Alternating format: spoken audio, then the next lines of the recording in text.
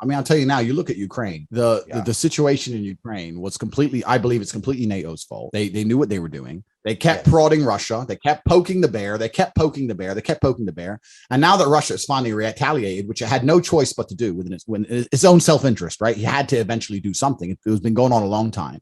He eventually retaliated. I'm very, very glad NATO hasn't stepped in. Of course, I don't want World War III, but we're just sending loads and loads of weapons to delay the inevitable, just to cause more casualties and more pain for both sides, more headaches for Russia. You think the Americans give a shit?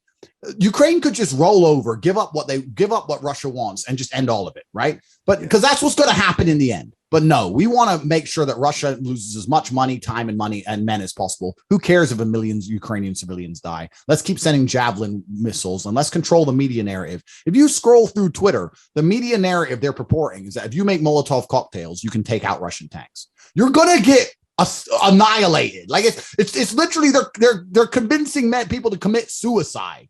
It doesn't matter because that just puts up the civilian casualties, adds to the narrative they need to make Russia the bad guy. And the worst thing about all of this, we made all these sanctions, these unprecedented sanctions against Russia.